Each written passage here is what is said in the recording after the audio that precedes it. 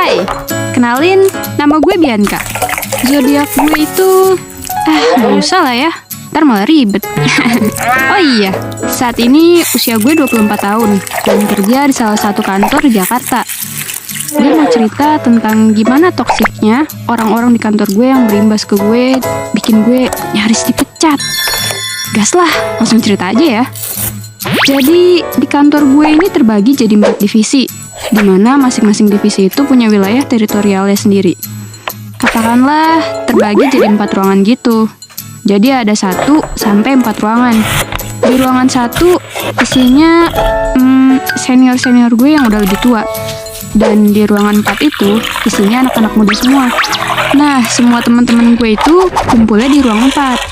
Sementara gue ada di ruangan 1 sendiri, bareng sama si senior-senior boomers yang gak jelas. Singkat cerita, gue sama temen gue yang di ruangan 4 ini bikin konten gitu. Awalnya sih gue kira cuma buat seru-seruan aja, tapi ternyata itu buat akun official kantor gue. Ya, gue gak ada masalah juga sih, fine-fine aja gitu. Sampai suatu hari, tiba-tiba ada salah satu temen di ruangan 1 itu nanya gue, "Kamu habis ngapain sama anak-anak ruang 4? Ya, gue jawab dong, "Bikin konten, Pak." Kenapa ya? Jadi ternyata, menurut rumor yang beredar, emang dari sebelum gue masuk, anak-anak ruangan 4 ini gak akur sama ruangan yang lain. Bahkan, parahnya lagi, sebetulnya tiap ruangan itu gak akur.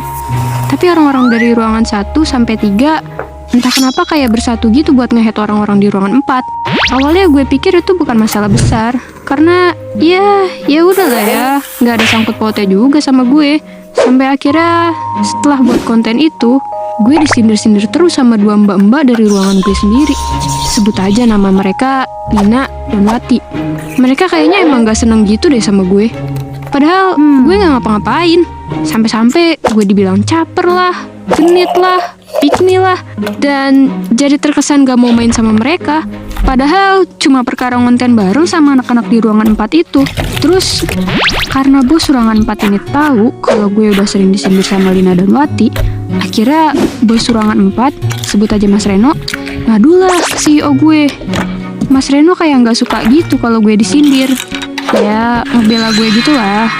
Sementara bos di ruang gue sendiri aja mah buru-buru mau peduli. Lagian, masa sesama satu perusahaan gak boleh ngonten bareng? Kan kontennya juga buat naikin perusahaan ini. Akhirnya, karena aduan Mas Reno ke CEO gue, panggil lah tuh si Lina dan Wati. Dan ternyata, yang gak suka tentang hal ini tuh bener-bener dari ruangan 1 sampai 3. Dalih yang dipakai untuk membuat nama gue buruk dan terkesan salah tuh karena katanya gue ngonten sama mereka tuh tanpa izin ke bos gue yang di ruangan 1 itu.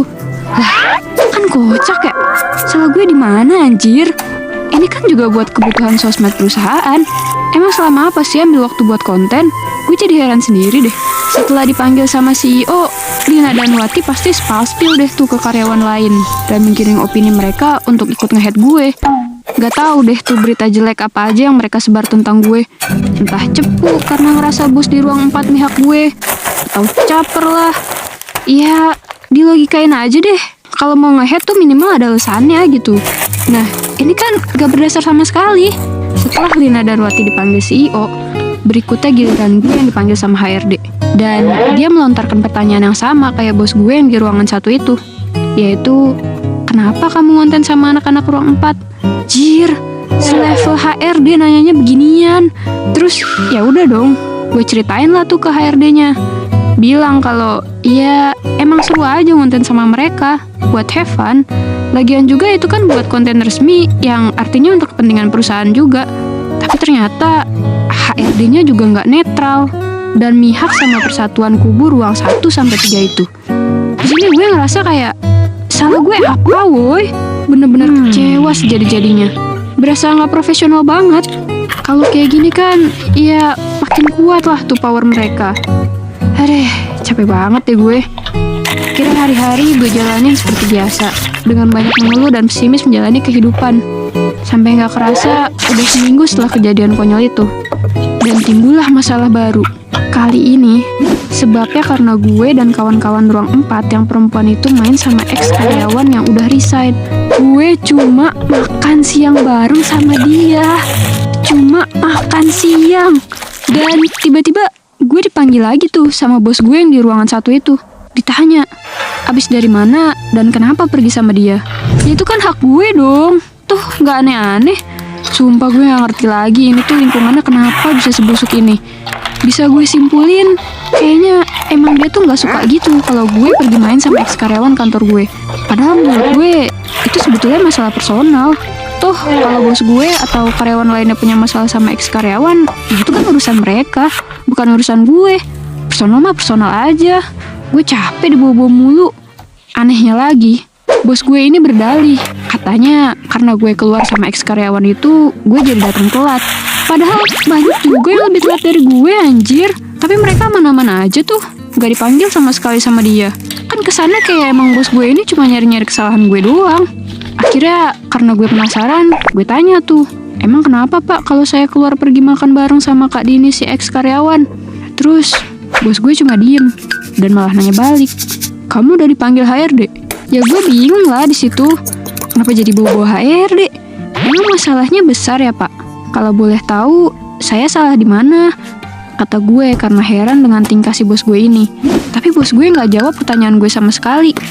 Ya udah, gue bilang aja, maaf ya pak kalau ada salah. Masih diam aja tuh si bapak. Akhirnya gue nyeletuk karena kelamaan ya pak istirahatnya.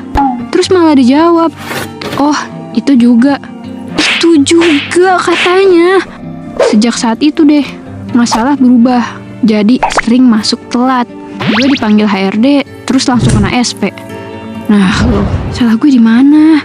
Gue nggak ngerti, sumpah nggak ngerti. Tapi curi-curi dengar, kata Pak CEO-nya pas ditanya kenapa kena SP, si Pak CEO cuma bilang, ada yang mendesak saya untuk mengeluarkan SP. Nah, kan? Berarti ada main di belakang nih kalau gini. Gila ya orang-orang. Kok bisa tega bersekongkol gini buat jatuhin gue? Kalau emang CEO gue aja udah sampai terdesak kayak gitu, berarti kan ada power yang lebih besar atau ada orang yang mempengaruhi dia untuk ngelakuin ini. Hari-hari berlalu, hubungan gue dan teman-teman kantor di ruangan 1-3 merenggang. Kendor kayak sempak yang udah gak kencang karetnya.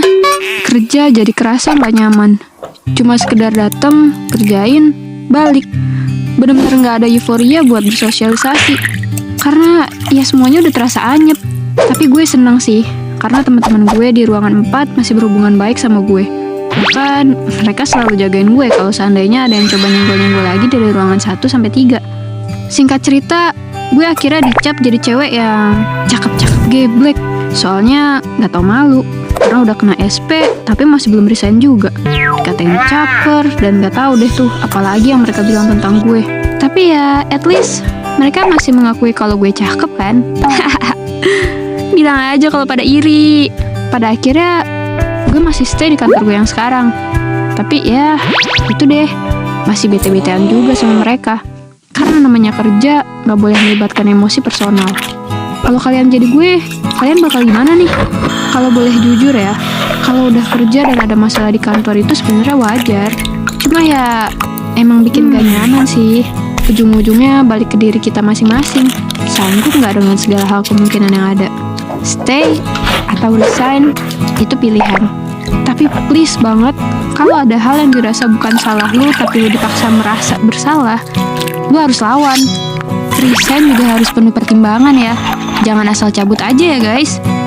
Kalau kalian suka sama konten ini, please support kita dengan subscribe channel Gue Punya Cerita.